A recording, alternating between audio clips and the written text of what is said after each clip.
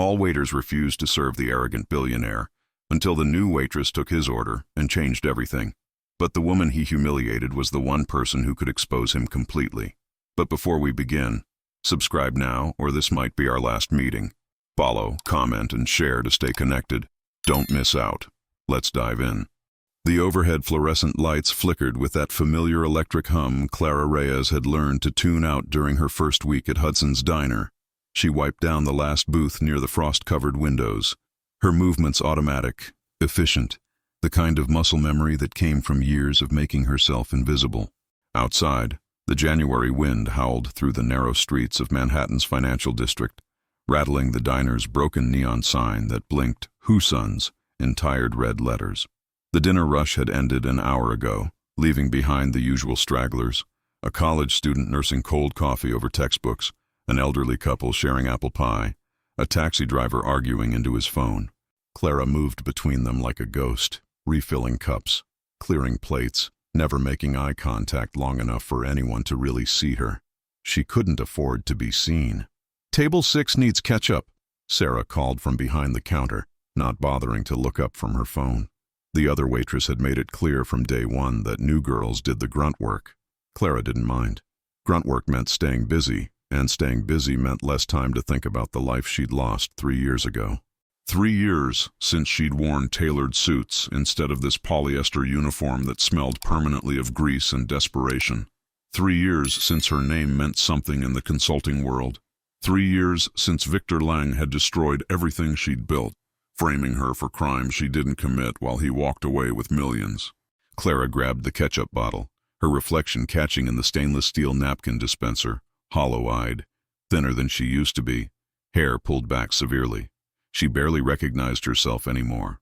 Maybe that was the point. "Hey, new girl."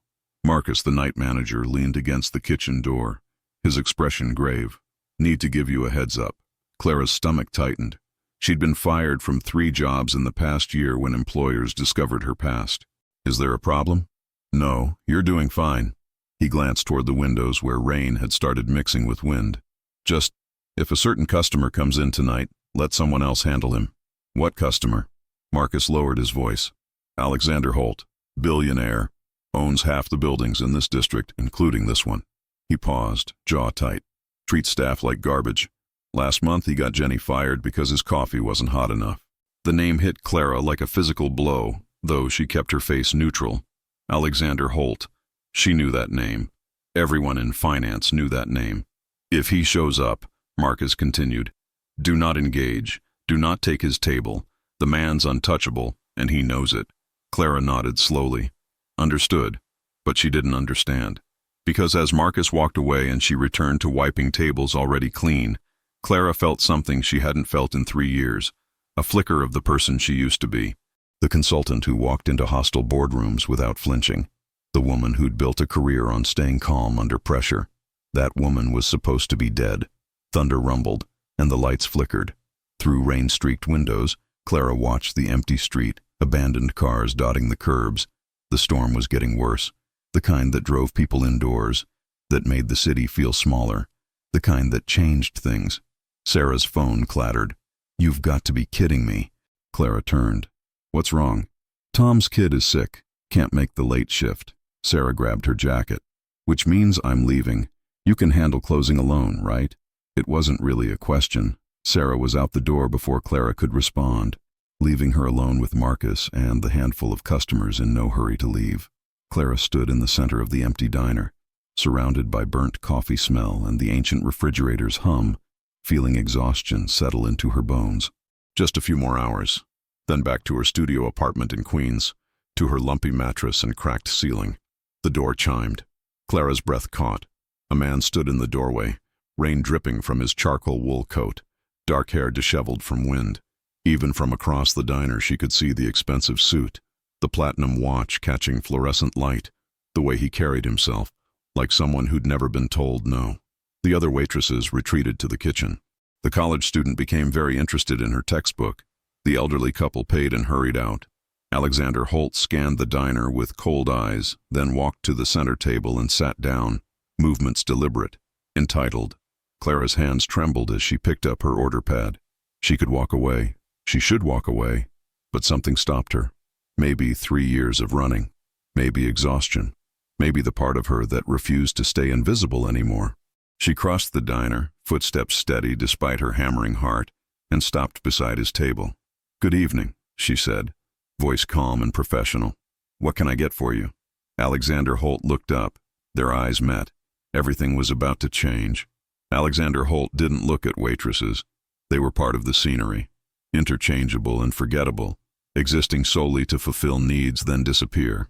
He'd perfected this dismissal over years of power, the ability to look through people as if they were transparent. But this woman wasn't transparent. She stood with shoulders back, order pad held loosely, meeting his gaze with something that wasn't quite defiance but wasn't submission either. Her uniform was wrinkled, hair pulled back severely, dark circles under her eyes, but there was something in the set of her jaw, the steadiness of her posture, that made him actually see her. It irritated him. "Coffee," he said curtly.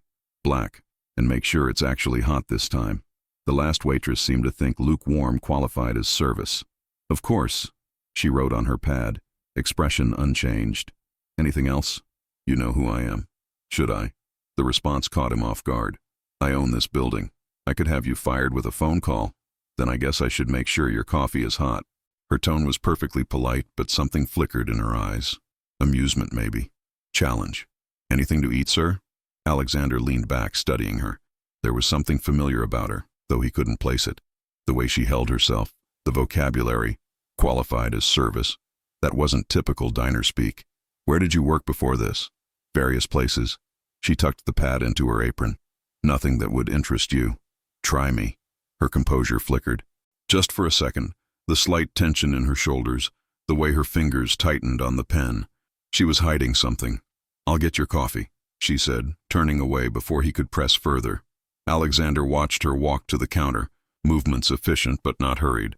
The kitchen manager watched through the service window, expression wary. The few remaining customers kept their heads down, clearly uncomfortable. Good. Discomfort meant respect. His phone buzzed. Victor Lang. Board meeting moved to 9 a.m., bringing the Castellano contracts. Alexander typed confirmation, then set the phone down, eyes drawn back to the waitress. She prepared his coffee with careful attention, testing temperature before pouring. When she returned, she set the cup down with steady hands, liquid steaming visibly. "Hot enough?" she asked. He took a sip. Perfect. Just below scalding, strong and bitter. Acceptable. Something in her expression shifted. Disappointment, maybe. As if she'd hoped he'd find fault so she could prove him wrong. "You didn't answer my question," he said. "About your previous work." "No, I didn't." She pulled out the pad again. "Will there be anything else? Why are you working here?" "Clara," he caught sight of her name tag. Met his eyes directly. "Because I need a job, sir. Same reason as everyone else. You're overqualified. You don't know anything about my qualifications. I know you speak like someone with education. I know your posture suggests professional training." He stopped, eyes catching on her hands. Clean, nails trimmed short, but there was a faint mark on her right ring finger. An indentation, like she'd worn something tight there for years. A watch. An expensive one. "You worked in finance," he said flatly. Her face went pale. For a moment she looked like she might deny it, but then her shoulders squared. "I worked in a lot of fields, Mr. Holt. Now I work here." She turned to leave, but his next words stopped her. "Clara Reyes." She froze. The name had come to him suddenly, a memory from 3 years ago. Board meetings and scandal, fraud allegations, and a very public trial. Victor had mentioned it, had been involved somehow with the investigation. When Clara turned back, her expression was carefully neutral, but he could see the fear underneath. "So you do remember," she said quietly. "Then you know I should probably stop serving your coffee before you call security. Victor Lang was your employer. You were accused of embezzlement." "I was framed." The words came out flat, tired, like she'd said them too many times to strangers who didn't believe her. "But I'm sure you've already decided that's what guilty people say." The door chimed. Alexander glanced over and felt his stomach sink. Victor Lang stood in the doorway, shaking rain from his umbrella, suit immaculate despite the storm. He scanned the diner, spotted Alexander, and started forward with a broad smile. Then his eyes landed on Clara. The smile faltered for just a fraction of a second, but Alexander saw it. He saw the flash of recognition, the calculated recovery, the subtle shift from surprise to something darker. Clara saw it too. Her hands trembled as she gripped the order pad, face draining of color. "Alexander," Victor called out, voice hearty. "Didn't expect to find you in a place like this." But his eyes never left Clara. And in that moment, watching his oldest friend's face, Alexander realized something disturbing. Victor Lang was afraid of this waitress. No, not afraid. Threatened. The silence stretched for 3 heartbeats too long. Clara felt the weight of both men's attention like physical pressure against her chest. Victor Lang stood near the entrance, rain still dripping from his $1,000 umbrella, his smile frozen in place like a mask that didn't quite fit anymore. "Clara," Victor said finally, his voice smooth as silk over steel. "What a surprise. I had no idea you were working here." Liar. The word burned in her throat, but she swallowed it down. 3 years of survival had taught her when to fight and when to disappear. This was a disappearing moment. "Mr. Lang," she managed, her voice steadier than she felt. "I'll get someone else to take your order. No need to rush off." Victor crossed the diner with measured steps, each one deliberate, calculated. He slid into the booth across from Alexander, but his eyes never left her face. "We're old colleagues after all, aren't we, Clara?" The word colleagues tasted like poison in the air between them. They both knew what he really meant. Victim and executioner, scapegoat and architect of her destruction. Alexander's gaze moved between them, sharp and assessing. "You two know each other. Ancient history," Victor said with a dismissive wave. "Clara worked at my firm years ago, before the unfortunate circumstances." Unfortunate. Clara's hands tightened on her order pad until her knuckles went white. The audacity of the word, as if her ruined career, her destroyed reputation, her 3 years of poverty and shame were merely an inconvenience. "Is that what we're calling fraud now?" Victor's expression hardened for just a moment before the pleasant mask snapped back into place. "Careful, Clara. Slander is a serious accusation. So is embezzlement," she shot back. "But you'd know more about that than I would."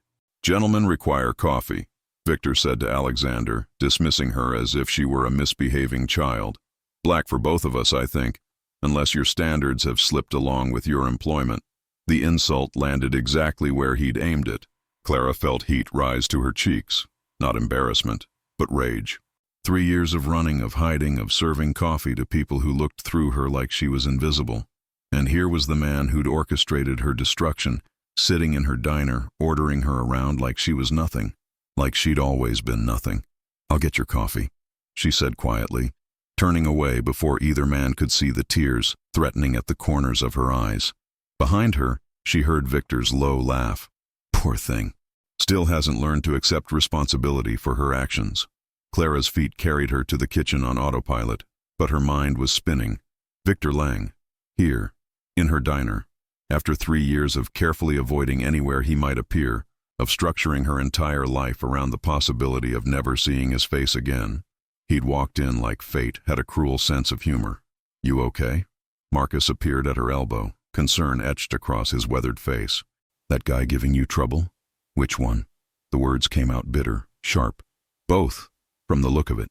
He glanced through the service window where Alexander and Victor sat in quiet conversation, their heads bent close. "Want me to tell them to leave?" Clara almost laughed. Tell Alexander Holt and Victor Lang to leave? 2 of the most powerful men in Manhattan's financial district? Marcus might as well try to stop the rain. "No," she said, reaching for the coffee pot with trembling hands. "I'll handle it. Clara, I'll handle it." She poured 2 cups of coffee, each movement precise and controlled. Through the window she watched Victor lean back in the booth, completely at ease, laughing at something Alexander had said, as if he hadn't destroyed her life, as if she were just part of the scenery, easily dismissed and already forgotten. But Alexander wasn't laughing. His expression was thoughtful, troubled even, his eyes occasionally flicking toward the kitchen where Clara stood. She couldn't read his face from this distance, couldn't tell if he believed Victor's version of events, or if some part of him questioned the easy narrative. Not that it mattered. Men like Alexander Holt didn't concern themselves with the truth when the lie was more convenient. Clara returned to their table, set down both cups with steady hands. "Will there be anything else?" "Actually, yes." Alexander's voice stopped her before she could retreat. "Sit down." She blinked. Excuse me? Sit. He gestured to the empty space beside him. I want to hear your side of the story. Victor's smile tightened almost imperceptibly. Alexander, surely you're not going to. I'm going to hear what she has to say. Something in Alexander's tone made it clear this wasn't a suggestion. You've told me your version countless times over the years. I'm curious about hers. Clara's heart hammered against her ribs. This was a trap. It had to be. Men like Victor Lang didn't lose, and men like Alexander Holt didn't suddenly develop consciences in the middle of diners at midnight. But 3 years of silence. 3 years of carrying the weight of accusations she couldn't defend against, of being guilty in the court of public opinion without ever getting to speak in her own defense. Maybe she was tired of running. Clara slid into the booth beside Alexander, keeping her spine straight, her hands folded on the table. What do you want to know? Everything, Alexander said simply. Start at the beginning. So she did. She told him about joining Lang & Holt Capital fresh out of Columbia, brilliant and naive and hungry to prove herself, about the late nights and early mornings, about building client portfolios and earning Victor's trust, about the day she'd discovered discrepancies in the offshore accounts, small at first, then larger, a pattern of systematic theft that led directly to Victor's office. Victor listened with a slight smile, as if she were telling a fairy tale instead of the truth. And when you discovered these discrepancies, Alexander said carefully, what did you do? I reported them to the compliance department. Clara's voice was steady now, facts replacing emotion. I documented everything. Dates, amounts, account numbers. I built a case. How noble, Victor murmured. And then Victor called me into his office. Clara finally looked at him directly, meeting those cold eyes without flinching. He thanked me for my diligence, said he'd handle it personally. 2 days later, the FBI showed up at my apartment. Because you'd been stealing, Victor interjected smoothly. All that documentation you'd built, it had your name on every transaction, your access codes, your digital signature. Because you forged them. Prove it. The challenge hung in the air. Clara couldn't prove it. That was the genius of Victor's scheme. He'd used her own thoroughness against her, turning her evidence into a noose. Alexander was quiet for a long moment, his coffee growing cold in his hands.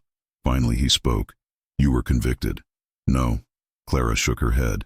The charges were dropped. Insufficient evidence. But by then, it didn't matter. My name was destroyed. No one would hire me. I lost my apartment, my savings, everything.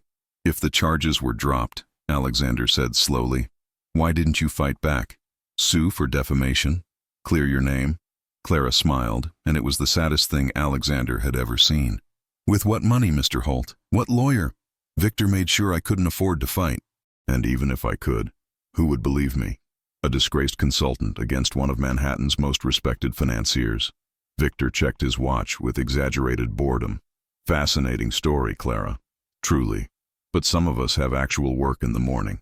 He stood, dropped a $50 bill on the table, far more than 2 coffees cost, and looked down at Clara with something almost like pity. I hope you find peace someday, he said. I really do. Then he was gone, leaving only the rain and the silence and the truth hanging between them. Clara stood slowly. I should get back to work. Wait. Alexander's hand almost touched her arm, then withdrew. Is it true? All of it? She met his eyes one last time. Does it matter? You'll believe whatever's easier. Everyone does. And she walked away, leaving Alexander Holt alone with his cold coffee and the uncomfortable feeling that he'd just made a terrible mistake 3 years ago. The morning after Victor Lang walked out of Hudson's Diner, Clara woke to 17 missed calls and a feeling of dread that sat heavy in her stomach like spoiled food.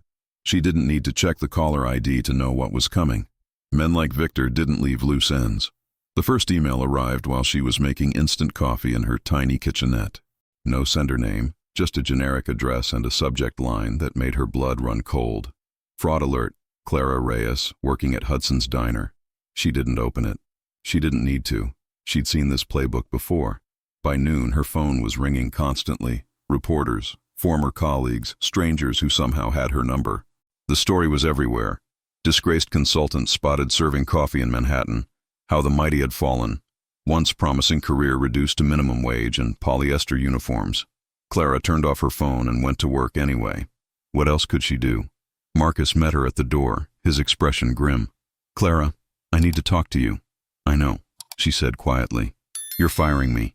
Corporate called. He wouldn't meet her eyes. Said there's been complaints about your background. They think you're a liability. Did they say who complained? They both knew who. Victor Lang owned a dozen restaurants in Manhattan, including the franchise that owned Hudson's Diner. One phone call was all it took. Clara untied her apron slowly, fingers fumbling with the knot. This was the fourth job in 3 years. She'd run out of places to hide. I'm sorry, Marcus said, and he meant it. You're a good worker. Best we've had in months. But I got mouths to feed, you know? I know. Clara handed him the apron, her hands surprisingly steady. Thanks for the chance. She walked out into the afternoon sun, the city noise washing over her like a wave. Somewhere in that maze of buildings, Victor Lang was probably celebrating. Another problem eliminated. Another threat silenced. Her phone buzzed, a new message from an unknown number. Against her better judgment, she opened it. You should have stayed invisible. V. Clara deleted it, but the words burned in her mind. Stayed invisible. As if she had a choice. As if 3 years of poverty and shame hadn't been punishment enough. She was halfway to the subway when the black town car pulled up beside her. The window rolled down. Alexander Holt looked out at her, his expression unreadable. Get in. No thank you. That wasn't a request. His voice was sharp, authoritative, the voice of someone used to being obeyed. Then it's a good thing I don't work for you. Clara kept walking. The car followed her, crawling along the curb. I know what Victor did. The emails, the media calls. I know he got you fired. Congratulations on your detective work. Get in the car, Clara. She stopped, turned to face him fully. Why? So you can humiliate me somewhere more private? I've had enough of powerful men and their games. Something flickered across Alexander's face, hurt, maybe, or anger. I'm trying to help. I don't need your help. But even as she said it, Clara felt the weight of her empty wallet, her mounting rent, the reality that she was officially unemployable in this city. I don't need anything from you. Victor's lying. The words hung in the air between them. Clara's throat tightened. I know that. I know you know. Alexander leaned forward, his eyes intense. I spent all night going through old files. Lang and Holt Capital.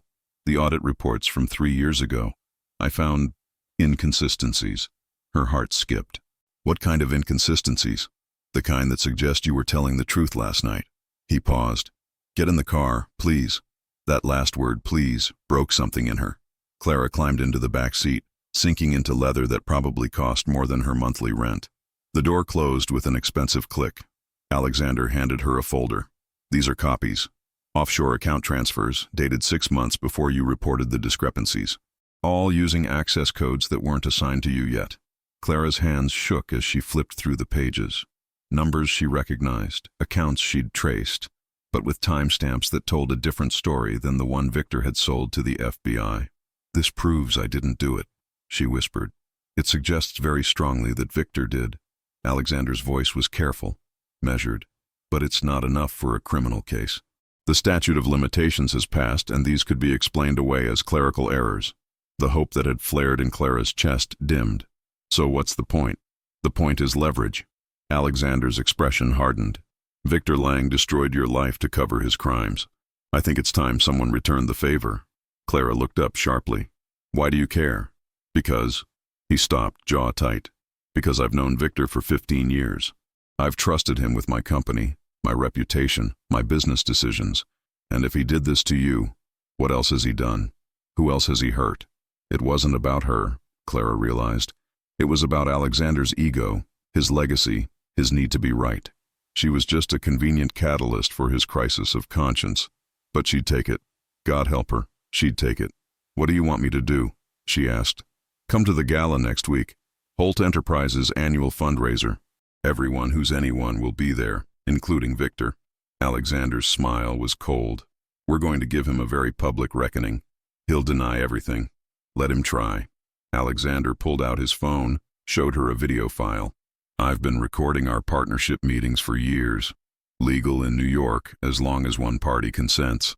And there are things Victor has said, things he's admitted when he thought no one was paying attention. Clara's breath caught as she watched the video. Victor, drunk at a company celebration 2 years ago, laughing about cleaning up loose ends and framing the girl was genius. He was talking about me, she said, voice hollow. He was bragging about you. Alexander stopped the video, in front of a dozen witnesses who were too drunk or too scared to remember.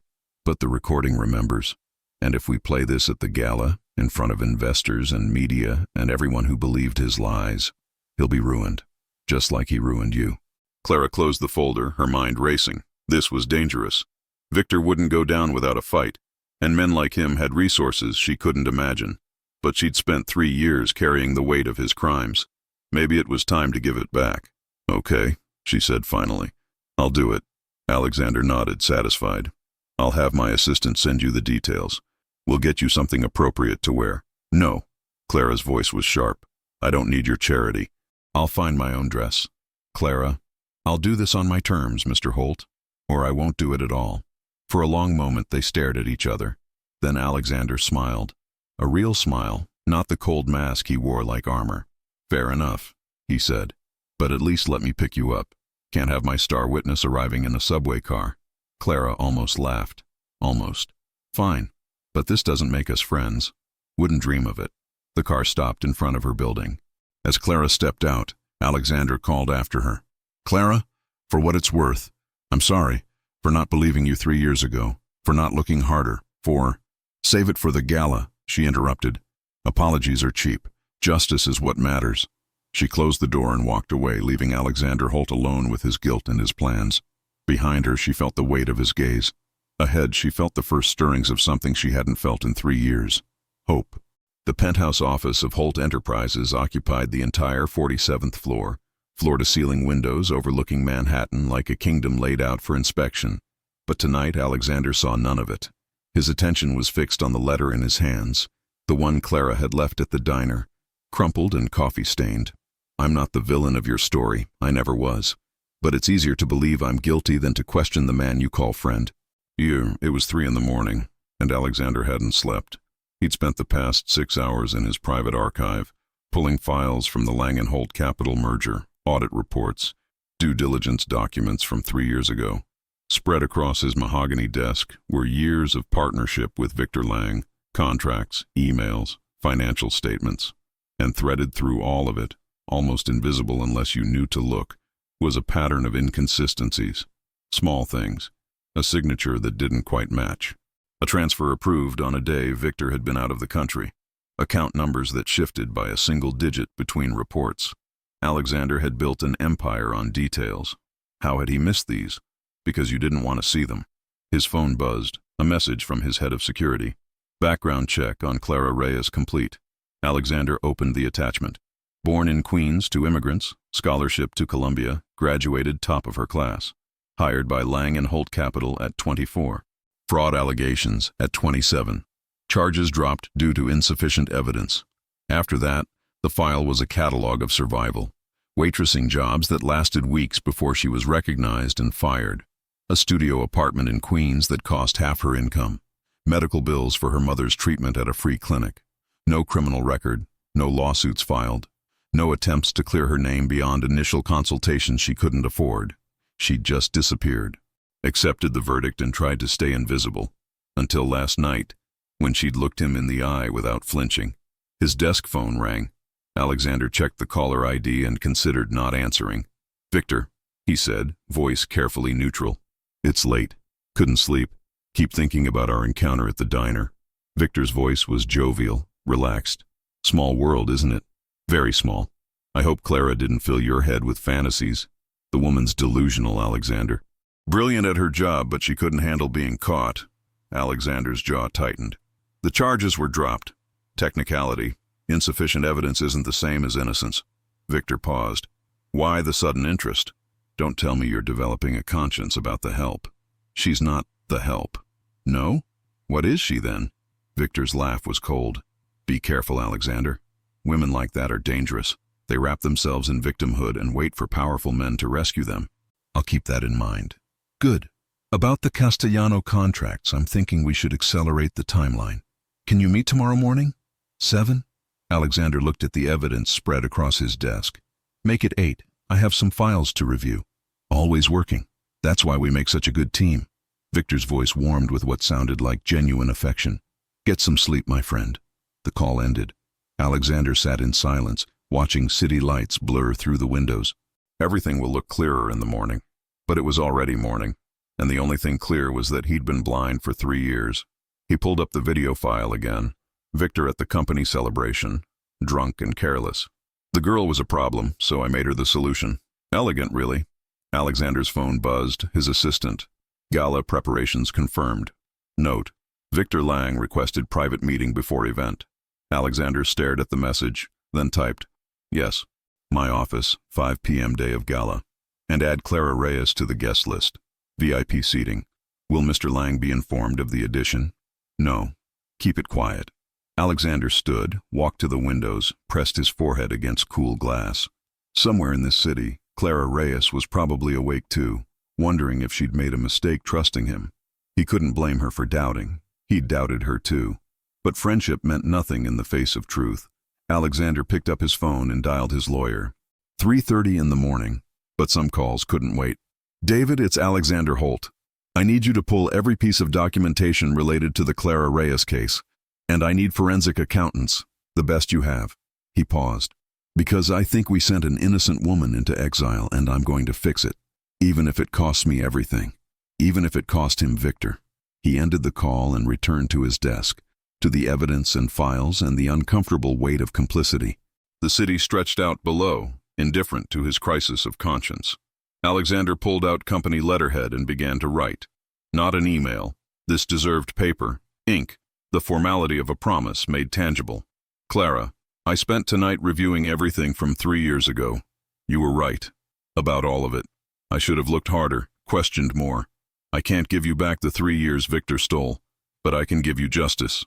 And I can promise that when we walk into that gala, you won't be alone. This isn't charity. This isn't rescue. This is what should have happened 3 years ago. Alexander." He sealed the letter, marked it for hand delivery. Inside, he included a check, $50,000. Not charity. Back payment for 3 years of stolen wages, calculated with interest. "You earned this." Alexander leaned back in his chair, finally allowing himself to feel the full weight of his guilt. Then he got back to work. Justice required more than good intentions. It required proof. The radiator in Clara's studio apartment clanked and hissed, but provided no heat. She sat on her threadbare couch with a blanket wrapped around her shoulders, watching rain streak down the single window that faced a brick wall 6 feet away. The radio played news in Spanish, her mother's preference. Except Clara didn't have work anymore. "Mija," Rosa Reyes called from the bedroom, voice thin and tired. "Did you eat today?" "Yes, Mama." A lie. Clara had spent her last $20 on her mother's medication. Mentirosa. The bedroom door opened, and Rosa shuffled out in her worn bathrobe, oxygen tank wheeling behind her. "You think I don't know when my daughter is starving?" "I'm not starving." Rosa settled onto the couch beside her, the oxygen tube making her look frailer than her 58 years. She'd worked 3 jobs to put Clara through Columbia. The lung disease had come from years of breathing chemical cleaners without proper protection. Another thing Victor Lang had stolen, the money that could have paid for better treatment. "Tell me what happened at the restaurant," Rosa said quietly. So Clara told her. About Alexander Holt, about Victor appearing like a ghost, about the confrontation and the plan for the gala. She left out the part about having no money for food, no prospects for work. Rosa listened without interrupting. When Clara finished, her mother was quiet for a long moment. "This man, Alexander Holt," Rosa said finally. "You trust him?" "No." "Good." Rosa patted her hand. "Never trust powerful men. They help themselves, not you." "Then why am I doing this?" "Because you're tired of being invisible. Because you deserve justice." Rosa's grip tightened. "And because even if he betrays you, at least you tried to fight back." A knock at the door made them both jump. Clara checked the peephole. A man in a suit stood in her dingy hallway, profoundly out of place. He held an envelope with the Holt Enterprises logo. She opened the door a crack. "Can I help you?" "Ms. Reyes, delivery from Mr. Holt." He handed her the envelope. "He asked me to wait for your response." Clara opened it with shaking hands. Inside was Alexander's letter, handwritten on expensive paper. Beneath it was a check for $50,000 with a note. Not charity. Back payment for 3 years of stolen wages, calculated with interest. "You earned this." Her knees went weak. "Mija?" Rosa stood, concerned. "What is it?" Clara showed her the check, the number so large it didn't seem real. $50,000. Enough to pay rent for a year. Enough for her mother's treatment. "He's buying your silence," Rosa said immediately. "Maybe." Clara stared at the check. "Or maybe he's trying to make things right. Can't it be both?" Clara thought about that. Could Alexander Holt genuinely want justice while also salving his conscience? Did his motives matter if the result was the same? "Tell Mr. Holt," Clara said to the messenger, "that I'll see him at the gala, and thank him for the back payment." The messenger left. Clara closed the door and leaned against it. "You're really going to do this?" Rosa said. "I'm really going to do this." "Then you need a dress." Rosa's eyes sparked with determination. "Something that says you're not afraid anymore. Something that makes Victor Lang remember exactly who he destroyed." That night, Clara cashed the check at a 24-hour service. She stood on the sidewalk with more money than she'd seen in 3 years, feeling the weight of possibility. She could run, take the money and leave New York, start over somewhere Victor's reach didn't extend. But she'd been running for 3 years. Maybe it was time to stand still. Clara took the subway to Manhattan, to boutiques that stayed open late. She tried on a dozen dresses, each more expensive than the last, each one making her look like someone she used to be. Finally, she found it, a deep emerald gown that hugged her figure, elegant without being flashy, powerful without trying too hard. The saleswoman wrapped it carefully, her eyes knowing. She'd seen 1,000 women buying armor disguised as fabric. On the subway home, Clara clutched the garment bag and thought about justice. Not the kind from courts and lawyers, but the kind that came from looking your destroyer in the eye and refusing to disappear. Her phone buzzed, unknown number. "Day of the gala, my driver will pick you up at 5 p.m. Come early, we need to prepare." "AH," Clara typed back. "I'll be ready." But as the train rattled through the tunnel, she wondered if that was true. Could anyone really be ready to face their past? The train emerged into the rain-soaked night. Clara watched her reflection in the dark window and barely recognized the woman staring back. Maybe that was the point. Maybe justice required becoming someone new, someone who refused to stay invisible, someone who fought back. The conference room on the 45th floor of Holt Enterprises was designed to intimidate. Polished marble floors, a glass table that stretched 20 feet, leather chairs that cost more than most people's cars. Clara stood at the window, watching the city spread out below, and tried not to feel small. "The media will be positioned here." Alexander's assistant, Patricia, pointed to a diagram of the gala venue. "We've confirmed attendance from the Times, the Journal, and Bloomberg, plus society reporters." Clara turned from the window. "How many people total?" 350 confirmed. Patricia's expression was neutral, but Clara caught the flicker of curiosity. "The presentation is scheduled for 9 p.m. You'll have approximately 15 minutes. 15 minutes to dismantle a man's reputation." It didn't seem like enough time. "I've prepared a speech," Alexander said, sliding a folder across the table. "Opening statement, timeline of events, introduction of evidence. You don't have to memorize it, but you should be familiar with the flow." Clara opened the folder and scanned the pages. It was thorough, professional, devastating. Every fraudulent transaction laid out chronologically. Every lie Victor had told documented with timestamps and receipts. "This is good," she said quietly. "David wrote most of it." Alexander gestured to the gray-haired man at the end of the table, his lawyer. "He specializes in corporate fraud. I specialize in winning," David corrected with a slight smile. "And this case is winnable, Ms. Reyes." Victor Lang was sloppy, arrogant. He was untouchable, Clara said. "For 3 years. Not anymore." Alexander's voice was hard. "The video evidence alone is damning. Combined with the financial records, the witness testimony, the forensic analysis." He paused. "Victor won't walk away from this." Clara wanted to believe him, but she'd learned not to trust powerful men and their promises. "What if he denies everything?" she asked. "Claims the video is out of context, the records are fabricated? Then we show more evidence." Patricia pulled up a presentation on the screen. "We have security footage from the office showing Victor accessing your computer after hours. We have emails he thought he'd deleted. We have bank records showing payments to the forensic accountant who testified against you." The images flashed across the screen, each one another nail in Victor's coffin. Clara felt strange detachment watching her own destruction mapped out so clinically. "He was thorough," she said. Not thorough enough. David closed his laptop. Digital evidence leaves traces. Victor covered his tracks well, but not perfectly. With proper resources and motivation, we found everything. Alexander stood and walked to where Clara sat, placing a hand on the back of her chair. Not touching her, but close enough that she could feel his presence. "You don't have to do this," he said quietly. "If you want to walk away, take the settlement and disappear, I'll understand." Clara looked up at him, at the concern in his eyes that might have been genuine, or might have been guilt. She still couldn't tell which. "I want to do this," she said. "I need to. Even if it gets ugly? Because it will. Victor fights dirty." "I know." Clara's hands tightened on the folder. "I've seen what he does to people who threaten him, but I'm done being afraid." Patricia cleared her throat. "We should discuss logistics, transportation, security, timeline. Ms.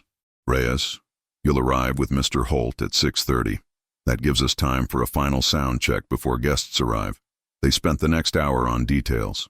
Where Clara would stand, what she would wear. The emerald dress was deemed perfect. How they would handle media questions afterward. What to do if Victor tried to leave early. "He won't leave," Alexander said with certainty. "His ego won't let him. He'll want to face this head on, confident he can spin it." "And if he's right?" Clara asked. "If investors believe him instead of me, then we release everything to the press anyway." David's expression was grim. "But I don't think it will come to that. Victor's built his reputation on being trustworthy. Once that image cracks, it shatters completely." The meeting ended as the sun began to set. Patricia and David left with their files and confidence. Clara remained seated, staring at the folder. "You're nervous," Alexander observed. "I'm terrified," Clara admitted. "What if I freeze up there? Then I'll speak for you." He sat down across from her. "Clara, I know you don't trust me. I know you think this is about my guilt or my ego, and maybe you're right." He leaned forward. "But I also know that what Victor did was wrong, and I had the power to stop it 3 years ago, and I didn't. I believed the easy story because it came from a friend. That makes me complicit." His voice dropped. "I can't undo that, but I can make sure the truth comes out now, even if it costs me my oldest friendship, even if it makes me look like a fool." Clara studied his face, looking for the lie, but all she saw was exhaustion and regret, and something that looked almost like hope. "Why does this matter so much to you?" she asked. "Because I built my reputation on integrity, and it turns out I've been a hypocrite for 3 years. That ends now." Clara stood, gathering her things. "I should go. Prepare mentally. The driver will pick you up at 5. I remember." She paused at the door. "Alexander, thank you for believing me, even if it took 3 years." He nodded but didn't smile. "Don't thank me yet. Wait until after the gala." Clara left him alone in the conference room, surrounded by evidence and the ruins of a friendship about to end spectacularly. Outside, the city was coming alive with evening lights. Clara took the elevator down and stepped into cool air, feeling the first drops of rain. Tomorrow night, she would stand in front of 350 people and tell them what Victor Lang had done. And then she would find out if the world was ready to listen. The grand ballroom of the Manhattan Plaza Hotel glittered like something from a dream. Crystal chandeliers cast prismatic light across white-clothed tables, each centerpiece an arrangement of orchids that probably cost more than Clara used to make in a week. The guests were Manhattan's elite, hedge fund managers in tuxedos, society wives in diamonds, tech entrepreneurs who'd made billions before 30. Clara stood in the wings with Alexander, her emerald dress suddenly feeling inadequate despite Patricia's assurances. Through the curtains, she could see Victor Lang holding court near the bar, laughing easily, comfortable. "He doesn't know," she whispered. "He suspects something." Alexander adjusted his tie. "But he doesn't know what." The presentation was kept confidential. Mr. Holt, a stage manager, appeared with a clipboard. 5 minutes to opening remarks. "Ms. Reyes, you're on at 9:15. Clara's stomach dropped. 15 minutes from the moment that would either restore her life or destroy it completely. Alexander touched her arm gently. "Ready?" She nodded, not trusting her voice. They'd spent the afternoon doing final preparations. Patricia had clipped a small microphone inside Clara's dress, backup audio for the presentation, she'd explained. David had reviewed the speech one last time, making minor adjustments. Alexander had been quiet, focused, the weight of what they were about to do settling over all of them. Now the moment had arrived. The lights dimmed. A hush fell over the ballroom as Alexander walked onto the stage, commanding immediate attention. Clara watched from the wings as he smiled at the audience, every inch the confident billionaire they expected. "Ladies and gentlemen, thank you for joining us tonight." His voice carried easily across the space. "Before we begin the evening's festivities, I want to share something important with you. A story about trust, betrayal, and the price of looking the other way." The audience shifted, intrigued. This wasn't the usual fundraiser opening. 3 years ago, a young woman named Clara Reyes was accused of embezzling from Lang & Holt Capital, my business partner's firm. The case made headlines. Her career was destroyed, her reputation ruined. Alexander paused, and I believed every word of it, because the accusations came from someone I trusted. A murmur ran through the crowd. Near the bar, Victor had gone very still. "I was wrong." Alexander's voice hardened. "And tonight, I'm going to prove it." The screen behind him lit up with Clara's photo from 3 years ago, alongside the newspaper headline that had destroyed her. Then came the evidence: spreadsheets, bank records, security footage.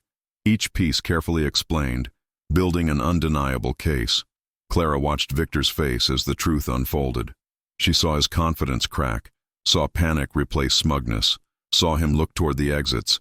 But security guards were already positioned at every door. "These offshore transfers," Alexander continued, pointing to highlighted numbers on the screen, "were made using access codes that hadn't been assigned to Ms. Reyes yet. These signatures were forged using software that left digital fingerprints. This security footage shows Victor Lang in Ms. Reyes's office, at her computer, at 2 a.m. on the night before the audit." The ballroom erupted in shocked whispers. "And if that weren't enough," Alexander said, his voice cutting through the noise, "we have this." A new image appeared, a still from a video. Victor at a company party, drunk and laughing. The audio played. "The girl was a problem, so I made her the solution. Elegant, really. She handed me all the evidence I needed. All I had to do was change a few signatures, adjust a few dates." The room exploded. Guests stood, voices rising in outrage. Reporters were already on their phones. Camera flashes lit up the darkness. Victor pushed toward the stage, his face twisted with rage. "This is a setup. Alexander, you can't—" "I can."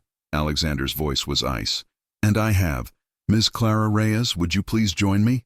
Clara walked onto the stage, her legs steadier than she'd expected. The audience erupted in applause, not polite charity, but genuine recognition. She took the microphone with hands that barely trembled. "3 years ago," she said, her voice clear and strong, "Victor Lang destroyed my life to save his reputation. He forged evidence, bribed officials, and let me take the blame for his crimes." She paused, looking directly at Victor. "Tonight, the truth wins." The applause was deafening. Security guards moved toward Victor, who stood frozen in the center of the ballroom, his carefully constructed world collapsing around him. Clara watched him being escorted out, and felt something she hadn't felt in 3 years. Free. Alexander stepped beside her, his shoulder just touching hers, solidarity without possession. "You did it," he said quietly, meant only for her. "We did it," Clara corrected. And as the reporters surged forward with questions, as the investors lined up to apologize, as justice finally arrived, Clara Reyes allowed herself to smile. The woman who'd been invisible was visible again. And this time, the world was watching. The morning after the gala, Clara woke to silence. Not the oppressive silence of hiding, but the peaceful quiet of a debt finally paid. Sunlight streamed through her apartment window, the same cracked window, the same brick wall view. But somehow it looked different now. Her phone had died overnight from the flood of messages. Reporters, former colleagues, strangers who wanted to tell her they'd always believed in her. She plugged it in and watched notifications pile up while she made coffee. The first headline appeared on her screen. "Billionaire Victor Lang arrested on fraud charges. Former employee vindicated after 3 years." Clara read the article slowly, savoring every word. Federal agents had taken Victor into custody at 4 a.m. His assets were frozen pending investigation. The SEC had opened a formal inquiry into Lang & Holt Capital. Investors were demanding answers. And everywhere, in every article, every news segment, every social media post, her name appeared not as criminal, but as victim, as survivor. Her mother shuffled out of the bedroom, oxygen tank trailing behind her. "Mia, you're on the television." Clara turned. On the small TV, a news anchor was showing footage from the gala. There was Alexander presenting the evidence. There was Victor being escorted out by security. And there was Clara at the microphone, head high, voice steady, finally telling her truth. "You were magnificent," Rosa said, settling beside her daughter on the couch. "Like a queen." I was terrified. Queens are always terrified. They just don't let it show. Rosa squeezed her hand. "Your father would be so proud." Clara's throat tightened. Her father had died when she was 12, before Columbia, before her career, before everything. But she liked to think he would have been proud of this moment. Not the success, but the courage to stand up after being knocked down. Her phone rang. "Alexander, have you seen the news?" he asked without preamble. "Hard to miss it. Victor's lawyer is already trying to negotiate a plea deal. David thinks he'll take it, better than going to trial with this much evidence against him." Alexander paused. "How are you holding up?" Clara looked around her tiny apartment, at her mother watching the news coverage with tears in her eyes, at the morning light making everything seem possible again. "I'm okay. Better than okay." "Good. Because I'm calling a press conference this afternoon, 2 p.m. I want you there." "Alexander, not to speak if you don't want to. Just to be present. The media needs to see you, Clara. They need to see that you're not broken, that you survived." His voice softened. "And I need the world to see me publicly apologizing to you." "You already apologized." "Not publicly, not where it matters." He was quiet for a moment. "I let you suffer for 3 years because I was too proud to question my friend. That deserves a public reckoning too." Clara thought about that. Alexander Holt, one of Manhattan's most powerful men, admitting he was wrong in front of the entire world. It would damage his reputation, his image of infallibility. But maybe that was the point. "Okay," she said. "I'll be there." The press conference was held in the lobby of Holt Enterprises. Cameras and reporters packed into every available space. Clara stood to the side in the same emerald dress from the gala. Armor that had worked once might work again. Alexander approached the podium with none of his usual confidence. He looked tired, older somehow, the weight of guilt visible in the set of his shoulders. 3 years ago, he began, his voice carrying across the silent room, "I failed someone who deserved better. Clara Reyes came to me with concerns about financial irregularities at my partner's firm. I didn't listen. I trusted the wrong person and ignored the right one. That failure is mine to carry." He looked directly at Clara. "I can't give you back 3 years. I can't undo the damage to your career or your reputation. But I can stand here today and tell the truth. Clara Reyes is one of the most brilliant financial minds I've ever encountered. She was right. I was wrong. And I will spend the rest of my career making sure this never happens to anyone else." The reporters erupted with questions, but Alexander held up a hand. "Ms. Reyes has something to say." Clara hadn't planned to speak, but she found herself walking to the podium anyway. The microphone suddenly in front of her, all those cameras focused on her face. "For 3 years," she said quietly, "I carried the weight of crimes I didn't commit.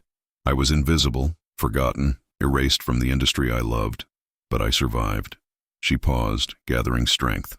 "Not because I'm special, because I refused to accept that Victor Lang's lies were more powerful than the truth." Her voice grew stronger.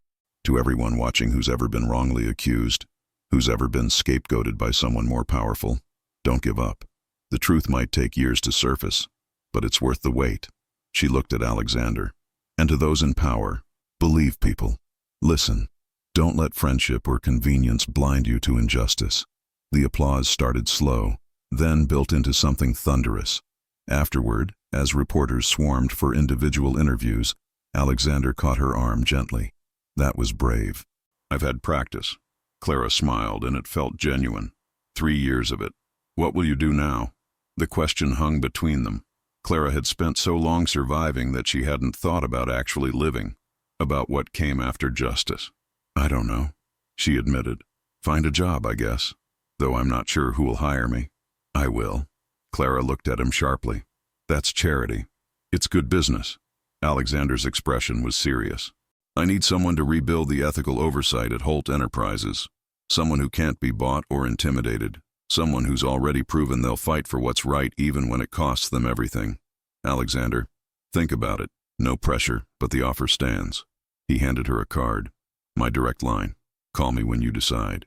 He walked away, leaving Clara standing in the lobby with a job offer she hadn't expected, and a future that suddenly felt open instead of closed.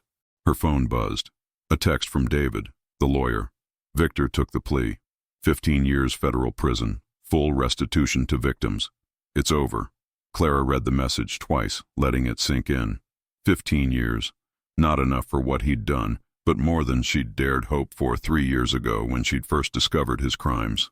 It was over. She stepped outside into afternoon sun, the city noise washing over her like a baptism.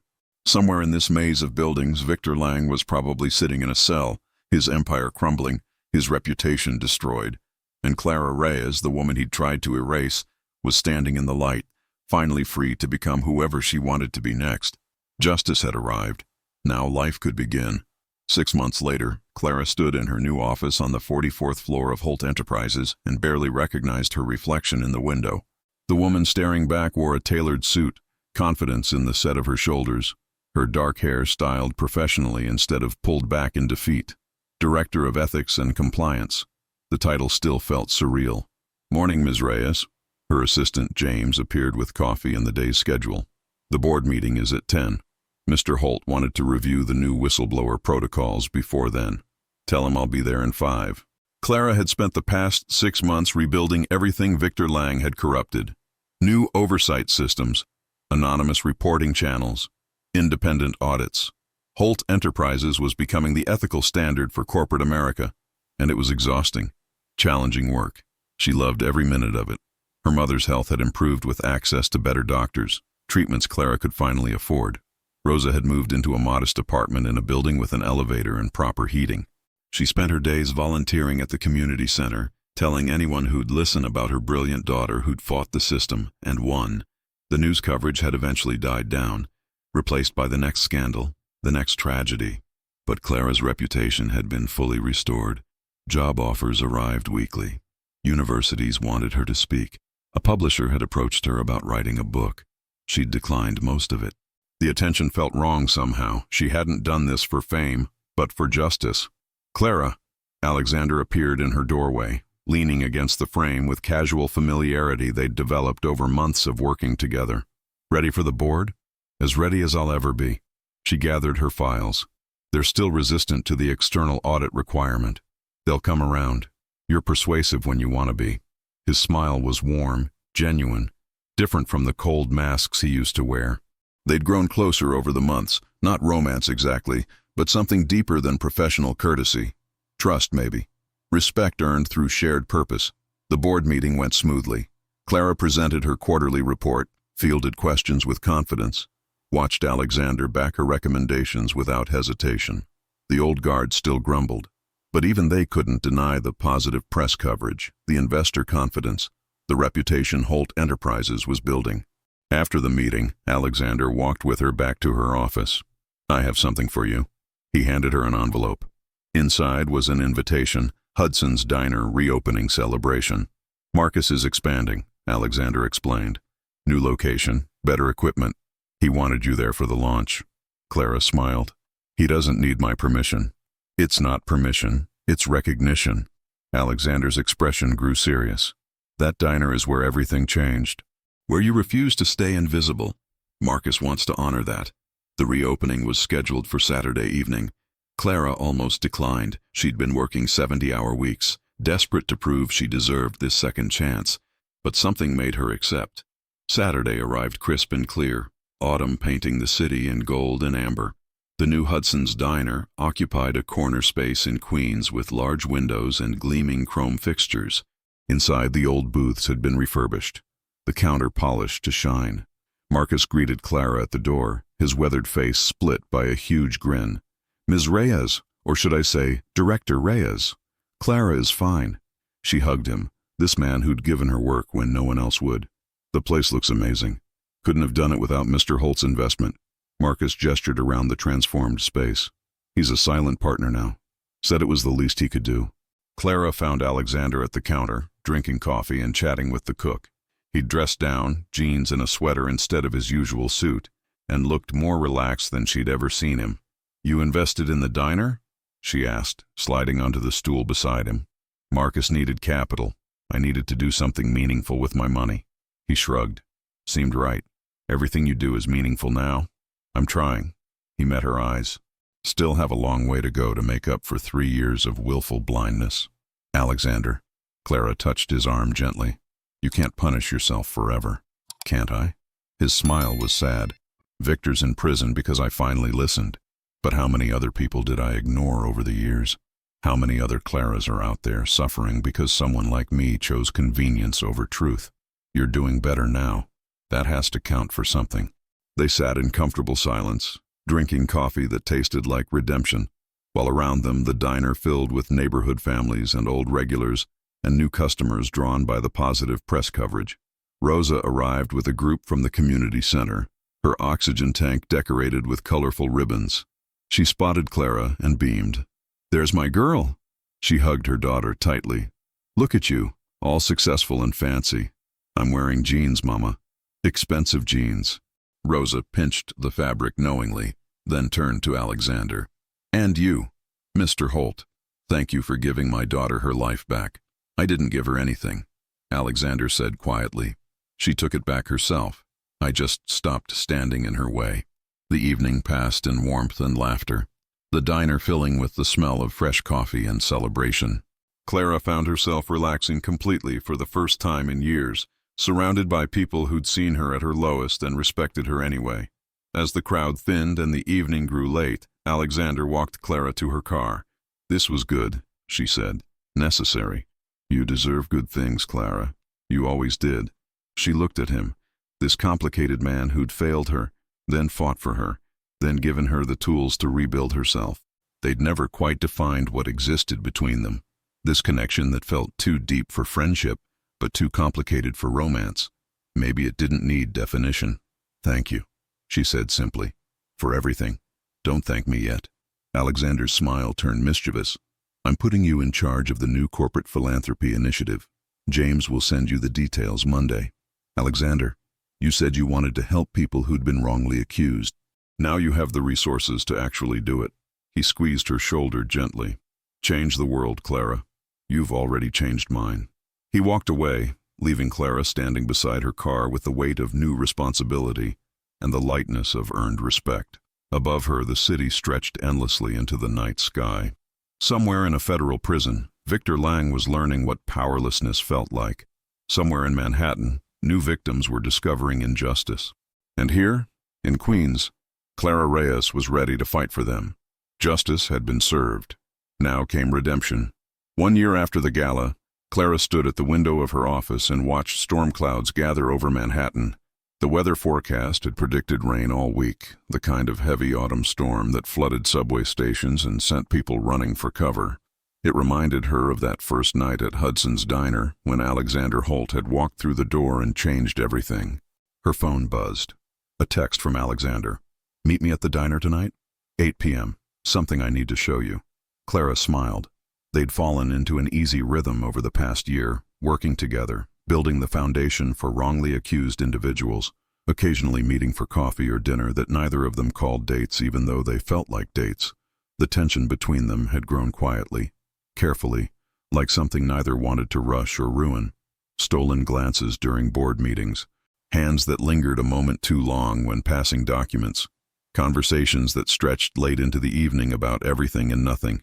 Clara had spent 3 years learning to survive alone. The idea of trusting someone, especially a man who'd once doubted her, felt dangerous.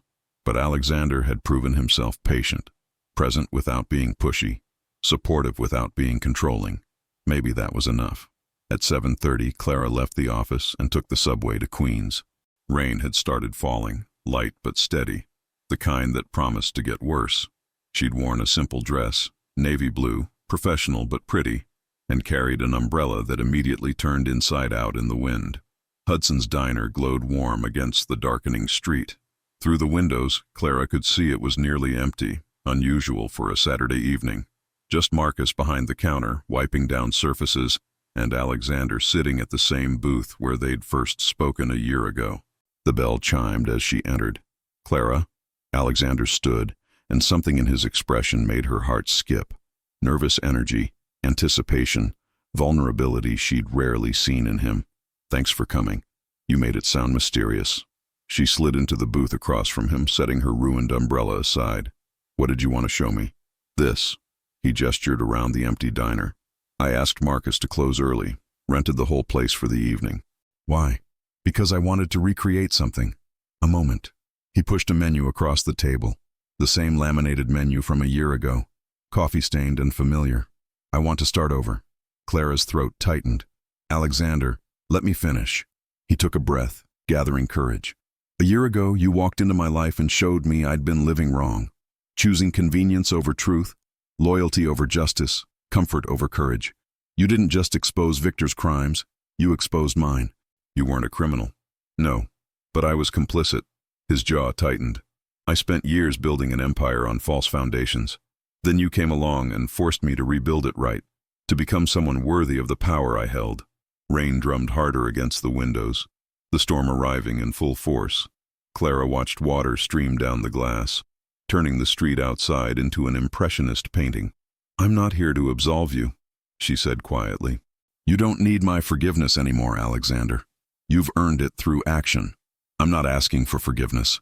He reached across the table, his hand stopping just short of hers, offering, not taking. I'm asking for a chance. Her heart hammered. A chance at what? At this. Us. Whatever this could be if we stopped pretending it's just professional respect. His voice was raw, honest. I know I don't deserve you. I know I failed you when you needed someone to believe in you. But this past year, working with you, watching you rebuild lives the way you rebuilt your own, he stopped, searching for words. You make me want to be better. He finished simply, not because I'm trying to atone, but because you showed me what better looks like. Clara stared at their almost touching hands on the table. This man who'd once humiliated her, who'd believed lies about her, who'd let her suffer for 3 years. He'd changed, genuinely, visibly, become someone who listened instead of assumed, who questioned instead of accepted, who used his power to lift others instead of protecting himself. But could she trust that change was permanent? I'm scared, she admitted. You hurt me, Alexander. Maybe not intentionally, but you did. And I spent 3 years learning to never rely on anyone but myself. I know. His hand finally closed over hers, warm and steady. And I'm not asking you to rely on me. I'm asking you to let me stand beside you, as an equal, as someone who respects everything you've overcome. What if you doubt me again? What if something happens and you believe the wrong person? Then you call me on it immediately, and I listen. His grip tightened. Clara, I can't promise I'll be perfect, but I can promise I'll try every day to be worthy of your trust. And if I fail, you have full permission to walk away. Thunder rolled overhead, shaking the diner's windows. The lights flickered once, twice, but held steady. Clara looked at this complicated, flawed, earnest man who'd learned humility the hard way, who'd torn down his own empire to rebuild it ethically, who'd spent a year proving through action, not words, that change was possible. Okay, she said softly. Okay, let's try this. Whatever this is. She smiled, nervous and hopeful and terrified, but slowly. No grand gestures or declarations. Just us, figuring it out together. Alexander's face transformed with relief and joy. Slowly. I can do slowly. Marcus emerged from the kitchen with 2 cups of coffee and a knowing smile. On the house. For old time's sake. Marcus, did you know about this? Clara asked. Mr. Holt may have mentioned he wanted to do something special. Marcus winked. Something about the place where you both started over. He retreated to the kitchen, leaving them alone with their coffee and the rain and the weight of new beginnings. Alexander raised his cup, to starting over. Slowly, to taking chances. Clara clinked her cup against his. Carefully, they drank in comfortable silence, watching the storm rage outside while inside, something fragile and precious began to bloom. Not love yet. It was too soon for that word, too complicated by history. But possibility, hope, the tentative trust that came from seeing someone at their worst and watching them fight to become their best. The rain fell harder, washing the streets clean, and Clara Reyes, who'd learned to survive in darkness, finally allowed herself to step into light, with Alexander Holt beside her. Not ahead, not behind. Beside, where equals belonged. 2 years after the gala that changed everything, Clara stood in the newly renovated community center in Queens and felt pride swell in her chest. The Reyes Foundation, named for her mother's unwavering faith, occupied the entire building. 3 floors dedicated to helping people who'd been wrongly accused, scapegoated, or erased by those more powerful. "We're at capacity for the legal aid clinic," James reported, scrolling through his tablet. "And the job placement program has a waiting list 3 months long. Then we expand." Clara marked notes on her own tablet. "Talk to Alexander about the building next door. See if the owner's willing to sell." "Already done. Mr. Holt closed on it yesterday. He said to tell you it's an early anniversary present." Clara shook her head, smiling. Alexander's solution to most problems involved buying real estate, but she couldn't argue with results. In 2 years, they'd helped over 300 people clear their names, find employment, rebuild lives that had been destroyed by false accusations. Victor Lang's restitution payments funded most of it. Poetic justice that his stolen millions now helped his victims. The rest came from corporate donors and Alexander's personal foundation. "Ms. Reyes?" A young woman approached hesitantly. "I'm Maya Chen. I have a 3 o'clock appointment." Clara recognized the look in Maya's eyes, the same desperate hope she'd once carried. "Of course. Come to my office." For the next hour, Clara listened to Maya's story. Accused of theft by her employer, fired without investigation, unable to find work because of the accusations. The details were different, but the arc was painfully familiar. "Can you help me?" Maya asked, voice breaking. "Yes." Clara handed her tissues and paperwork. "It won't be quick and it won't be easy, but we'll fight for you, I promise." After Maya left with a lawyer referral and renewed hope, Clara stood at her office window overlooking the Queen Street where she'd once walked invisible and forgotten. Now that same street bustled with people entering the foundation, seeking help, finding justice. Her phone rang. "Alexander. Dinner tonight?" he asked. "I'm thinking Italian. Or Thai. Your choice." "Italian. But I'm picking the place this time. You always choose restaurants that are too expensive." "I'll try to contain my billionaire impulses." His tone was teasing, warm. They'd settled into comfortable partnership over 2 years, dating officially for 18 months, living together for 6. No engagement ring yet, though Clara suspected it was coming. Alexander had become predictably terrible at keeping secrets. "How was your day?" "Good. Helped someone who reminded me of myself 3 years ago. That's why you're so good at this. You've been there." They talked for a few more minutes before hanging up.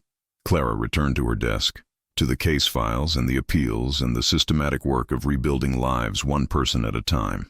Her mother knocked on the open door. Rosa had officially joined the foundation 6 months ago, running the community outreach program with the same fierce determination she'd once used to clean offices. "Mija, the reporter from the Times is here, the one doing the feature on the foundation. Send her in." The interview lasted an hour. Questions about the foundation's success, about Clara's own experience, about what drove her to help others. She answered honestly, carefully, aware that her story had become larger than herself, a symbol of resilience, of justice delayed but not denied. "One last question," the reporter said. "Do you ever regret what happened? The 3 years you lost?" Clara considered that. 3 years of poverty, shame, invisibility. 3 years of carrying the weight of crimes she didn't commit. 3 years of watching Victor Lang prosper while she suffered. "I regret that it happened," she said slowly, "but I don't regret who it made me become. Suffering doesn't ennoble people automatically, that's a dangerous myth, but it can clarify what matters. It taught me that truth is worth fighting for, even when the fight costs everything." That evening, Clara and Alexander met at a small Italian restaurant in the village. Her choice, unpretentious and perfect. Over pasta and wine, they talked about the foundation's expansion, about the new whistleblower protections Holt Enterprises was implementing, about the small, incremental work of making the world slightly more just. "Victor's parole hearing is next month," Alexander mentioned casually, twirling linguine. "David thinks it'll be denied." "Probably." Clara had stopped thinking about Victor months ago. He'd become irrelevant, a footnote in her story rather than the central villain. He only served 3 years of 15. "Does it bother you that he might get out eventually?" "No." And she meant it. "He's already lost everything that mattered to him. Reputation, power, respect. The rest is just time served." Alexander studied her face. "You've gotten good at letting go." "I've had practice." She smiled. "Besides, holding on to anger just meant he kept winning. This way, I win every day he's irrelevant." They finished dinner and walked through the city, hand in hand, the autumn evening crisp and clear. Somewhere in this maze of buildings, new injustices were happening. People being scapegoated, accused, erased. Clara couldn't save them all, but she could save some, and that was enough. Back at their apartment, a modest place in Brooklyn, neither too humble nor too grand, Alexander pulled her close. "I love you," he said. Simple, direct, true. "I know." Clara kissed him softly. "I love you too. Even though you're still terrible at choosing reasonably priced restaurants, it's part of my charm. Your charm is that you listen now. Everything else is just expensive window dressing." They stood together in their kitchen, ordinary and happy. Two people who'd found each other through crisis and stayed through choice. The next morning, Clara returned to the foundation. More cases, more people needing help, more work to be done. She reviewed files, made calls, fought small battles that would change individual lives. At noon, she took a break and walked to Hudson's Diner. Marcus greeted her with coffee and a smile. "The usual, Ms. Reyes?" "Please." "And Marcus?" "Stop calling me Ms. Reyes. It's just Clara." "Can't do that." He winked. "You're a director now. Respect must be paid." Clara sat at the counter, sipping coffee that tasted like memory and promise, watching queens move around her with purpose and life. She'd started here, invisible, forgotten, serving coffee to people who looked through her. Now she returned here, visible, valued, fighting for people who needed someone to see them.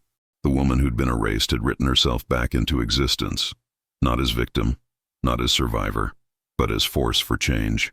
Clara Reyes finished her coffee, left a generous tip, and walked back into the world, ready to fight for justice one case at a time. The truth had won, and it would keep winning, as long as people like her refused to stay silent. The end.